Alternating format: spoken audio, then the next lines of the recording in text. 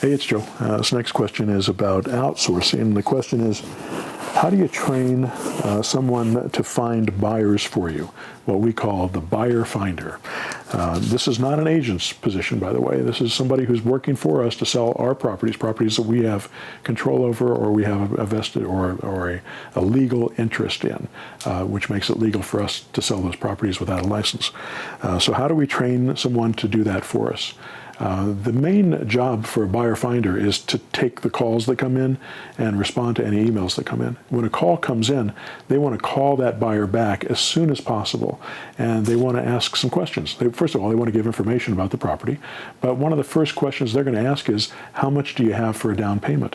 And they want to find out what the financial resources are of these people to do a little bit of qualifying. You also want to find out, have you ever rented before? How much have you rented for?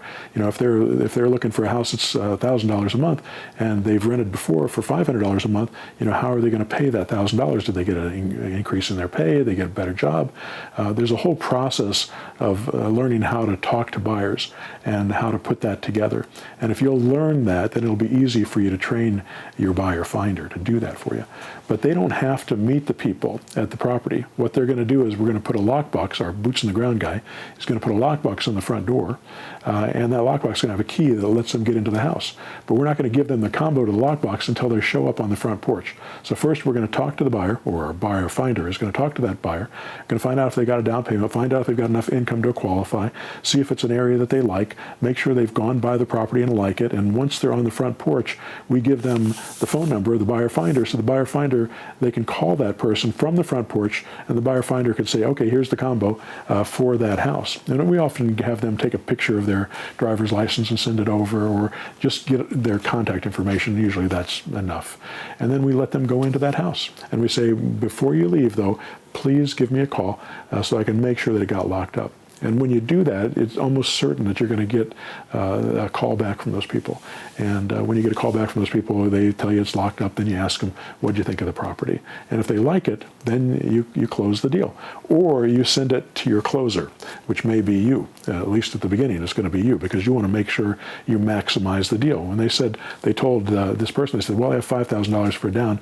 And the buyer finder told him, well, I know it's $10,000 down, but sometimes I know that Joe might work with you on that deal, so let me have you talk to him, but let's first find out if you like the property.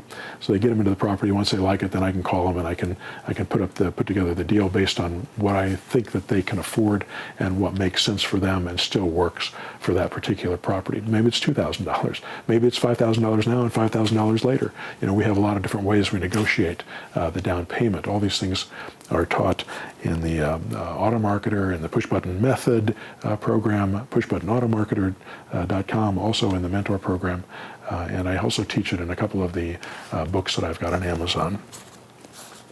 So anyway, that's the basics on how to get a buyer finder to start working for you. Just make sure that they're following up on your leads. And what I would make sure is that the way to figure that out is all your buyer leads, when they come in, get punched into your CRM. So they're put into your follow-up system as a buyer instead of as a seller. And they're put in by your admin person if you have several people that are doing this. And it's good to have several people working fewer hours rather than one person working multiple hours. If you have an admin person working 10 hours a week and a buyer finder working 10 hours a week, then the admin puts the leads in there, and then all the buyer finder has to do is get on and start calling those people. And typically we'd pay a buyer finder by the time that they're on the phone. So in the Auto Marketer system, there's a phone system that allows them to talk, and it records the phone calls, and it times the phone calls. So we know, okay, he was on the call this week for 6 hours.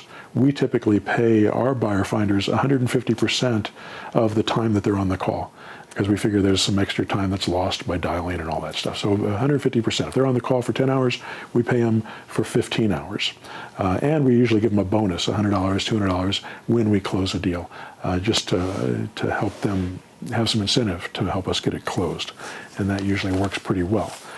The main thing, though, sometimes our buyer finders aren't making our calls back. So if you got your admin person who's plugging this stuff in, he can go in and check, or she can go in and check and make sure those leads were followed up on in a timely manner. And if they're not, then he can report back to you the investor to make, so you can go to the buyer finder and say, hey, why aren't you doing your job? And you're fired, and I've got to go find somebody else, or whatever. Or you lower their hours and have them, work fewer leads.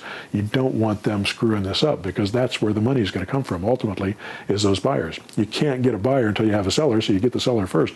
But once you get a property for sale, then those buyers, that's your most important person to talk to, and you need to make sure that they get followed up with properly, and don't let them fall through the cracks. And if you have an admin person who's watching over that stuff, it'll make your job a lot easier. All right, hope that helps. Helps. Helps. Helps. Helps. Helps.